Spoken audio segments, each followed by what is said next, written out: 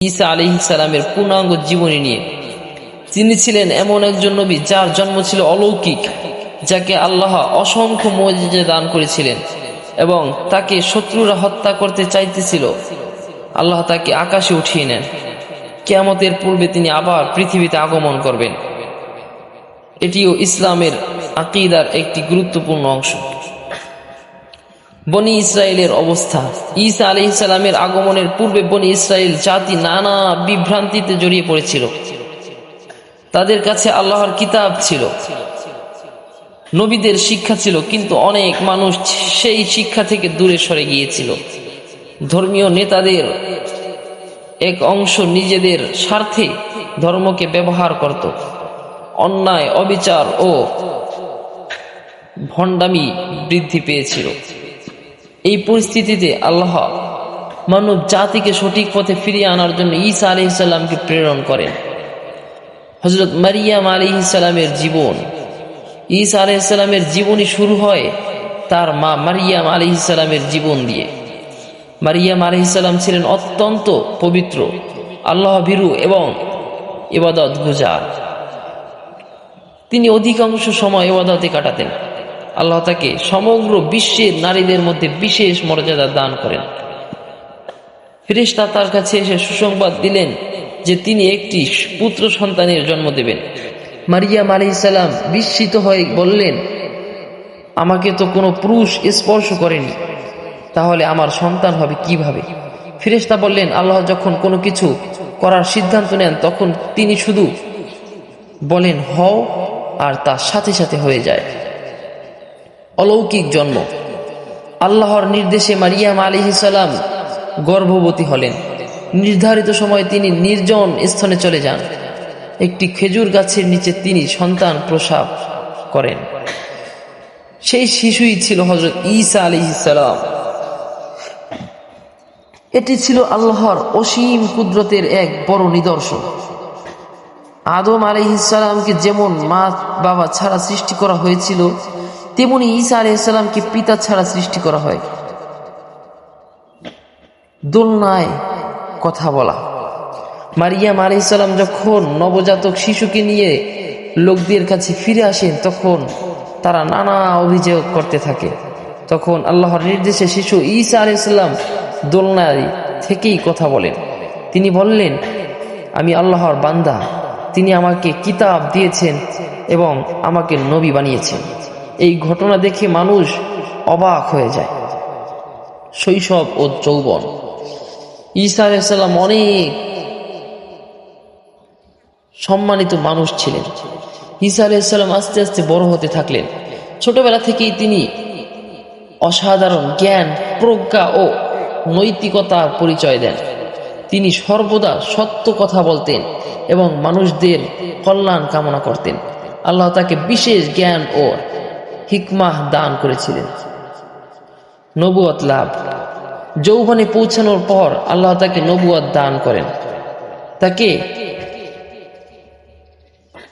ইনজিল প্রদান করা হয়।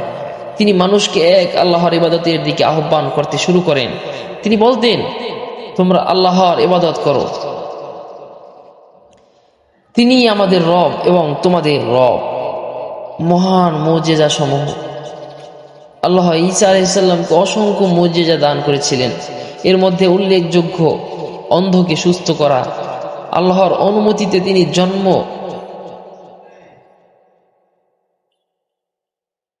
জন্ম থেকে যিনি অন্ধ থাকে বা জন্ম থেকেই যে অন্ধ ওই ব্যক্তিকে সুস্থ করে দিতেন। কুষ্ঠরোগ নিরাময়। যাদের কঠিন রোগ ছিল, আল্লাহর অনুমতিতে তারা সুস্থ হয়ে যেত। মৃতকে জীবিত করা। আল্লাহর অনুমতিতে তিনি মৃত ব্যক্তিকে নিমিষের মধ্যে জীবিত করতে পারতেন।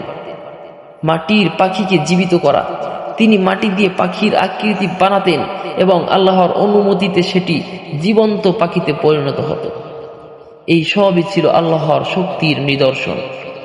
অষ্টম, শত্রুদের বিরোধিতা। ঈসা আলাইহিস সালামের জনপ্রিয়তা বাড়তে থাকলে কিছু ধর্মীয় নেতা তার বিরুদ্ধে অবস্থান নেয়। তারা ঈর্ষিত হয়ে পড়ে। তারা তার বিরুদ্ধে ষড়যন্ত্র করতে শুরু করে। তারা চেয়েছিল তাকে হত্যা করতে, কিন্তু আল্লাহ তাদের ষড়যন্ত্র ব্যর্থ করে দেন।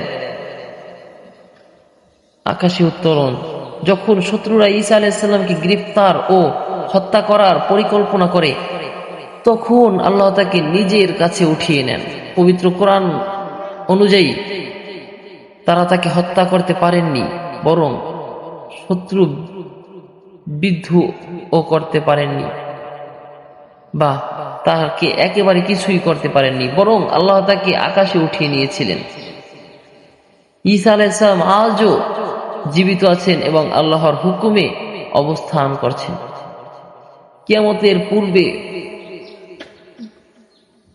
পুনরাগমন, ইসলামী বিশ্বাস অনুযায়ী কিয়ামতের পূর্বে ঈসা আলাইহিস সালাম পুনরায় পৃথিবীতে আসবেন। তিনি অন্যায়ের বিরুদ্ধে লড়াই করবেন, তিনি দাজ্জালকে পরাজিত করবেন, তিনি ন্যায় বিচার প্রতিষ্ঠা করবেন। তার সময় সবচেয়ে পৃথিবীতে শান্তি প্রতিষ্ঠিত হবে। এরপর তিনি স্বাভাবিকভাবে মৃত্যুবরণ করবেন। ঈসা আলাইহিস সালামের জীবন থেকে আমরা শিখতে পারি, আল্লাহর কুদরতের কোনো সীমা নেই। সত্যের পথে চলতে গেলে বিরোধিতার সম্মুখীন হতে হয়।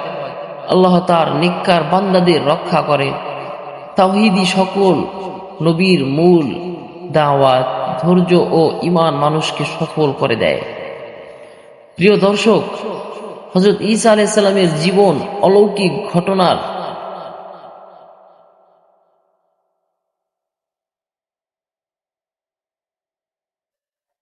হযরত ঈসা আলাইহিস সালামের জীবন অলৌকিক ঘটনায় পরিপূর্ণ। তার জন্ম, তার মুজিজা, তার দাওয়াত এবং আকাশের উত্তোলন সবকিছুই আল্লাহর অসীম শক্তির প্রমাণ। তিনি কখনো নিজেকে উপাসনার যোগ্য করেননি বা উপাসনার যোগ্য বলেননি, বরং মানুষকে একমাত্র আল্লাহর ইবাদতের দিকে আহ্বান করেছেন।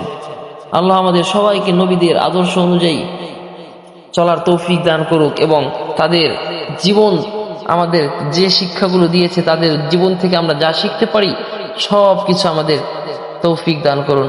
আমিন। আজকের ভিডিও পর্যন্তই। আসসালামু আলাইকুম।